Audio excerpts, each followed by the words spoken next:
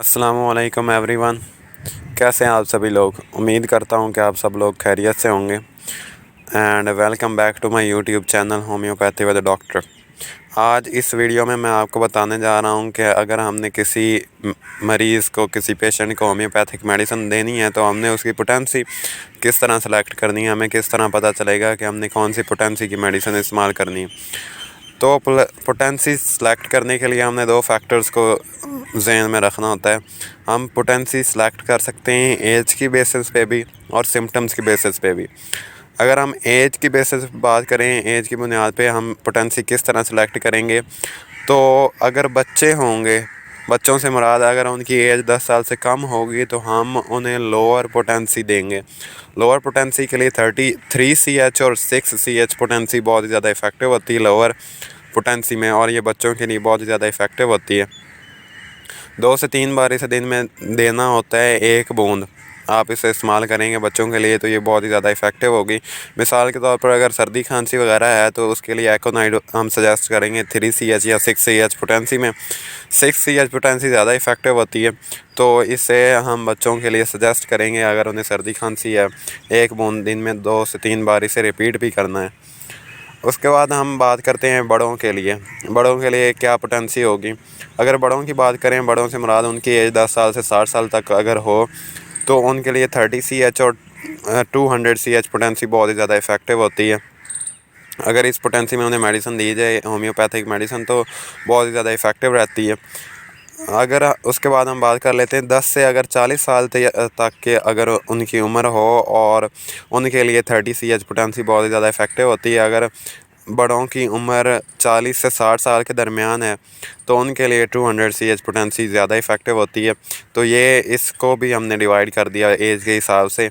अब बात कर लेते हैं बुज़ुर्गों के लिए। बुज़ुर्गों से मुराद जिनकी उम्र 60 साल से ज़्यादा होती है, तो उनके लिए कौन सी पोटेंसी इस्तेमाल करनी चाहिए? उनके लिए दोनों पोटेंसी बहुत ही ज़्यादा इफ़ेक्टिव होती हैं। उनके लिए सिम्टम्स और दूसरे फैक्टर्स को देखना पड़ता है, तो उनके लिए लोअर और हायर पोटेंसीज़ दोनों इस्तेमाल की जा सकती हैं। अगर उन्हें कोई एक्यूट बीमारी है, कोई आम सी बीमारी है जो जल्दी ठीक हो जाती है, तो उसके लिए लोअर पोटेंसी बार बार इस्तेमाल करनी चाहिए। लेकिन अगर उन्हें क्रोनिक बीमारी है, कोई लंबे अरसे से रहने वाली बीमारी है और लंबे अरसे तक के से उन्हें एक बीमारी हुई है, तो उसके लिए हम हायर पोटेंसी इस्तेमाल करेंगे। तो बुज़ुर्गों के लिए ये थोड़ा सा फ़र्क होता है पोटेंसी इस्तेमाल करने के लिए। अब हम आ जाते हैं पोटेंसी सेलेक्ट करने के लिए दूसरा फैक्टर जो हमने डिस्कस किया था, सिम्टम्स पर। हम पोटेंसी को सिम्टम्स की बिना पर भी सिलेक्ट कर सकते हैं। अगर सिम्टम्स होंगी तो हम पोटेंसी सेलेक्ट कर सकते हैं। मिसाल के तौर पर अगर पैथोलॉजिकल सिम्टम्स होंगी, मिसाल के तौर पर उसे सर्दी है, सर दर्द है, फिंसी फोड़ा है, बुखार है, खांसी वगैरह, इस तरह के सिम्टम्स आम से सिम्टम्स होंगी तो ये पैथोलॉजिकल सिम्टम्स होती हैं।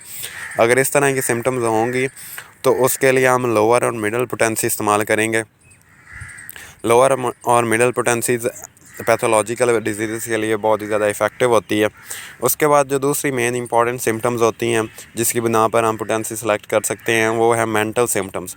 मिसाल के तौर पर अगर किसी शख्स को कोई बीमारी है और उसके साथ साथ उसे मेंटल सिम्टम्स, मिसाल के तौर पर उसे चिड़चिड़ापन रहता है, उसे गुस्सा आता है, या उसे अजीब तरह के ख्याल आते हैं, उसकी अजीब सी सोचें आती हैं, काम करने के साथ साथ किसी का मर्डर करने का दिल करता है, किसी का इस तरह की चीज़ें उसके माइंड में आती हैं काम के साथ साथ, तो उसके लिए हायर पोटेंसी हम इस्तेमाल करेंगे।